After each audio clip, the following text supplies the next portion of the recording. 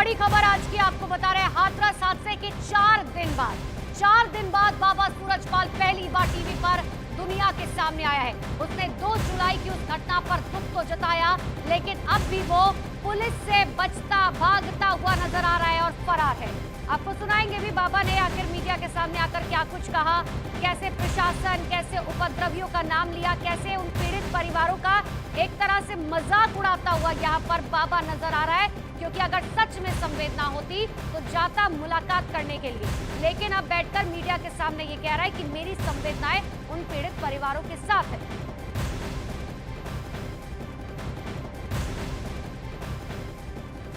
नारायण साकार हर की संपूर्ण ब्रह्मांड में सदा सदा के लिए जय जयकार। हम 2 जुलाई की घटना के बाद बहुत ही व्यथित हैं। प्रभु हमें बस संगत को इस दुख की घड़ी से उबरने की शक्ति दें। सभी शासन एवं प्रशासन पर भरोसा बनाए रखें। हमें विश्वास है जो भी उपद्रवकारी हैं वो बख्शे नहीं जाएंगे। हमने अपने वकील डॉक्टर ए.पी. सिंह जी के माध्यम से कमेटी के महापुरुषों से ये प्रार्थना की है कि दिवंगत आत्माओं के परिजनों एवं इलाजरत घायलों के साथ जीवन पर्यंत तन मन धन से खड़े रहने का आग्रह किया है, जिसको सभी ने माना भी है। सभी इस जिम्मेदारी को निभा भी रहे हैं। सभी महामंत्र का सहारा न छोड़ें। वर्तमान समय में वही माध्यम है सभी को सद्मति और सद्बुद्धि प्राप्त होने की इच्छा रखते हैं।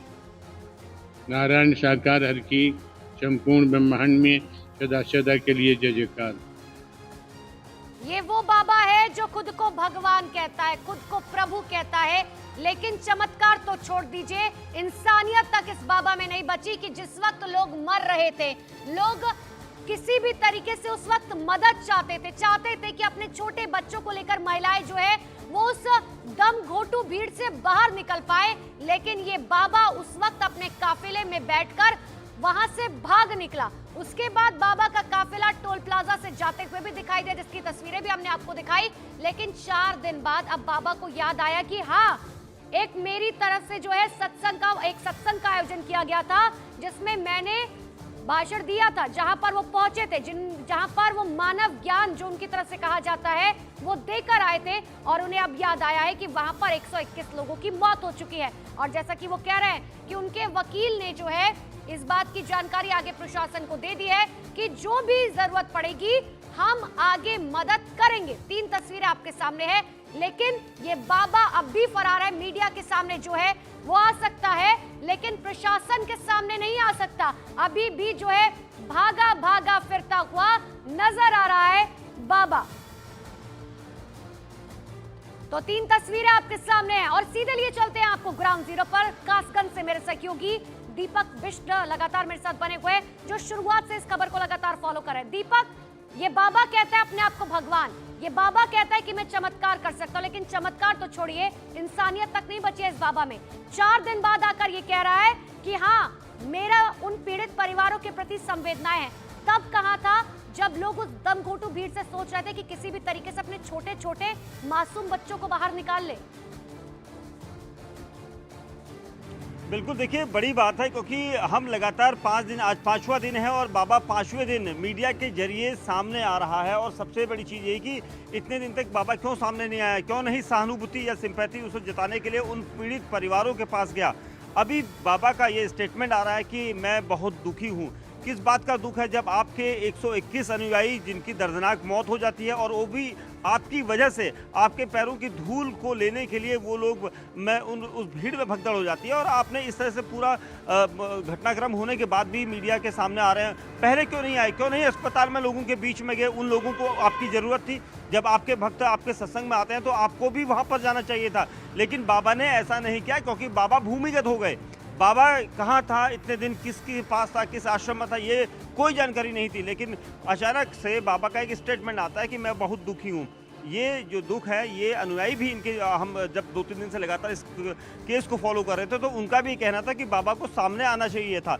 एक रात पहले ही हमने उनके वकील एपी सिंह से यही सवाल पूछा था कि बाबा कम से कम एक वीडियो मैसेज के जरिए तो बता सकते थे, एक वीडियो मैसेज के जरिए अपने अनुयायियों तक तो भेज सकते थे कि उन्हें दुख है।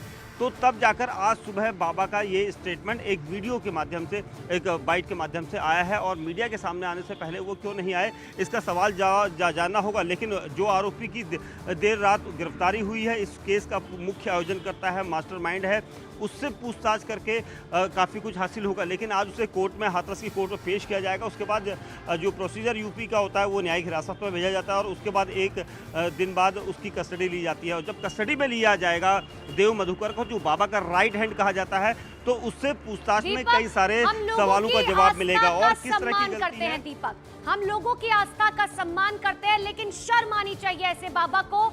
और अब लोगों को ये समझना पड़ेगा कि यह अंधभक्ति है। बाबा के चेहरे पर कोई शिकन नहीं है। 121 लोगों के घर में किस तरीके से मौत हुई है, किसी के बच्चे की मौत हुई है, किसी की बीवी की मौत हुई है, किसी के पति की मौत हो गई है, लेकिन बाबा कह रहा है अब कि देखिए हमारी कोई गलती नहीं थी, उपद्रवी आए थे, उनके ऊपर ठीकरा फोड़ा जा रहा है।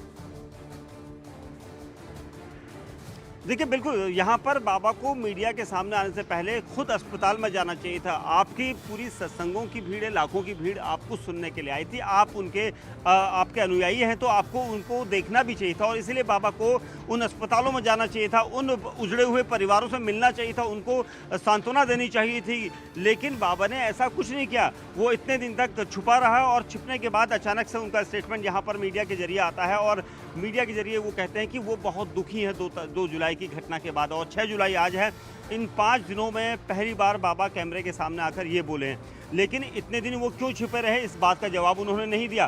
क्या आज बाबा उन लोगों से मिलेंगे, ये भी एक बड़ा सवाल है उनके अनुयायियों के बीच में। हालांकि ये जो भक्त हैं ये किसी भी तरह से अपनी आस्था से खिलवाड़ नहीं कर रहे हैं और इसीलिए ये बाबा को मान रहे हैं। लेकिन बाबा ने इनकी नहीं सुनी।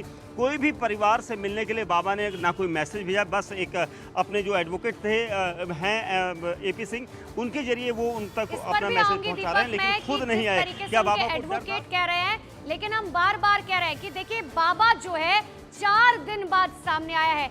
एक बार भी इस बाबा ने पलट कर नहीं देखा कि उसके ही भक्त हैं जो लाखों की तादाद में पहुंचे थे वहां पर। 80,000 की जो है वहां पर अलाउ किया गया था लोगों को पहुंचने के लिए।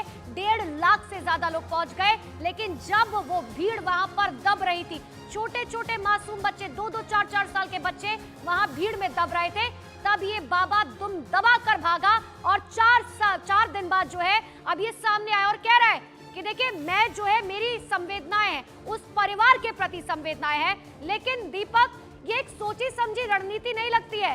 कल जो है इनके वकील कहते हैं कि जो मधुकर है वो अस्पताल में भर्ती है, वो सरेंडर करेगा और देर शाम ये खबर आती है कि गिरफ्तार कर लिया गया। बाद में वकील कहता है कि देखिए सरेंडर किया था, गिरफ्तारी दिखा दी गई। और अब सुबह सुबह बाबा को याद आता है 7 बजे कि चलिए एक काम करते हैं, मीडिया से बात कर लेते हैं, थोड़ी संवेदनाएं जाहिर कर लेते हैं।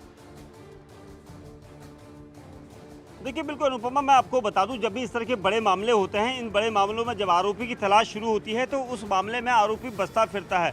क्या ये वाकई में बसता फिर रहा था या सबूतों को नष्ट कर रहा था? क्योंकि इसके अनुयायियों, इसके सेवादारों ने मौके पर जब घटनाक्रम हुआ था वहाँ पर भी सबूतों के साथ छेड़छाड़ की थी। ये कहा गया था जूते चप्पल जो मृतक थे उनके छुपाए गए थे, जो घायल थे।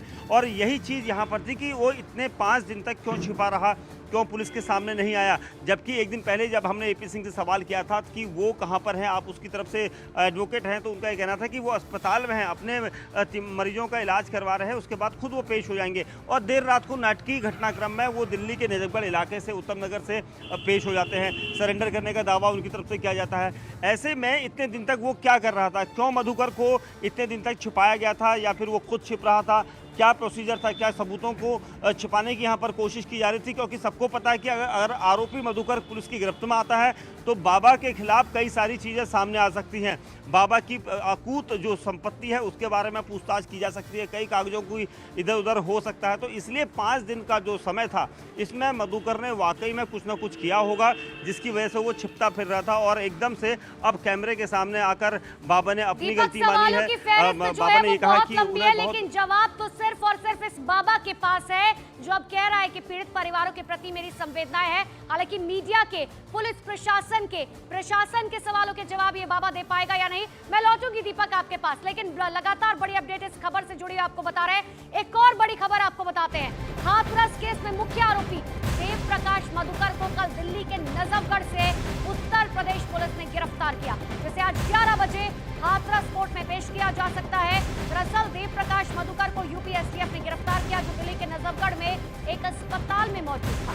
हालांकि बाबा सूरजपाल के वकील एपी सिंह का कहना है देव प्रकाश ने सरेंडर किया था और उसके बाद उसकी गिरफ्तारी दिखाई गई। देव प्रकाश मधुकर हाथरस हादसे के बाद से फरार था। पुलिस ने उसके ऊपर 1 लाख के इनाम की घोषणा की थी और कल दिल्ली के नजफगढ़ से गिरफ्तार किया गया। 2 तस्वीरें आपके सामने हैं। यूपी के हाथरस में 2 जुलाई को सत्संग के बाद भगदड़ मची थी और इसी भगदड़ में 121 लोगों की मौत हुई थी। और इस हादसे के बाद से जहां बाबा सूरजपाल फरार है, तो वहीं हादसे के बाद से फरार हुए मुख्य आयोजनकर्ता को अब गिरफ्तार कर लिया गया है। तो 2 तस्वीरें आपके सामने हैं। 2 जुलाई की वो तारीख, वो काला दिन कोई नहीं भूल सकता, किस तरीके से 121 लोगों की मौत हुई। यूपी एसटीएफ की टीम ने हाथरस सत्संग के मुख्य आयोजनकर्ता देव प्रकाश मधुकर को दिल्ली से गिरफ्तार किया। उसकी गिरफ्तारी दिल्ली के नजफगढ़ के एक अस्पताल से हुई। हालांकि वकील का दावा है कि देव प्रकाश मधुकर ने सरेंडर किया है। हमने उनको सौंप दिया है एसआईटी को और उत्तर प्रदेश पुलिस को। अब वो पूरी जांच कर लें, स्टेटमेंट कर लें, बयान कर लें, रिकॉर्ड कर लें। अब ये उनकी अपनी इच्छा है। इस दौरान वकील एपी सिंह ने कहा कि देव प्रकाश मधुकर हार्ट के पेशेंट हैं। जांच के दौरान उनके स्वास्थ्य का पूरा ध्यान रखा जाए। देव प्रकाश मधुकर हाथरस में सत्संग के बाद हुए हादसे के बाद से फरार चल रहा था। पुलिस ने उसके ऊपर 1 लाख रुपए के इनाम की घोषणा भी की थी। देव प्रकाश मधुकर से पूछताछ में पुलिस को कई अहम जानकारियां मिल सकती हैं। इस वक्त बाबा सूरजपाल कहां है, इसका सुराग भी पुलिस को मिल सकता है, क्योंकि बाबा सूरजपाल भी हाथरस में हुए हादसे के बाद से फरार चल रहे हैं। तो मुख्य आरोपी गिरफ्तार कर लिया गया है। लेकिन एक और बड़ी खबर आपको बता दें, न्यायिक जांच आयोग की टीम आज हाथरस जाएगी। ये टीम करीबन सुबह 11 बजे हाथरस पहुंचेगी और हाथरस हादसे पर डीएम, एसपी और दूसरे अधिकारियों से बात करेगी। इसके बाद दोपहर करीबन 2 बजे से शाम के 4 बजे तक ये टीम घटनास्थल का निरीक्षण करेगी और फिर शाम 6 बजे से रात के 8 बजे तक एडीजी आगरा जोन के साथ कई अधिकारियों से मुलाकात करेगी और फिर अगले दिन यानी कि 7 जुलाई को सुबह 9 बजे से दोपहर 1 बजे तक आम लोगों से मुलाकात करेगी। न्यायिक जांच आयोग की टीम 2 दिन तक हाथरस में रहेगी और हादसे से जुड़े हर पहलू की जांच करेगी। इस दौरान ये टीम प्रशासनिक अधिकारियों से मुलाकात के साथ साथ हादसे वाली जगह का निरीक्षण भी करेगी। सुबह 11 बजे ये टीम डीएम, एसपी और कई अधिकारियों से मुलाकात करेगी। दोपहर 2 बजे से शाम 4 बजे तक हादसे वाली जगह का निरीक्षण होगा। शाम 6 बजे से रात 8 बजे तक एडीजी आगरा जोन, मंडलायुक्त अलीगढ़ समेत कई अधिकारियों से मुलाकात का कार्यक्रम है। न्यायिक जांच आयोग की टीम इस दौरान अधिकारियों के साथ हाथरस हादसे के सबूतों पर चर्चा करेगी और फिर अगले दिन यानी कि 7 जुलाई को ये टीम हाथरस के आम लोगों से बात करेगी। यूपी सरकार ने न्यायिक जांच आयोग से 5 बिंदुओं पर रिपोर्ट तलब की है। ये टीम 2 महीने के अंदर हादसे की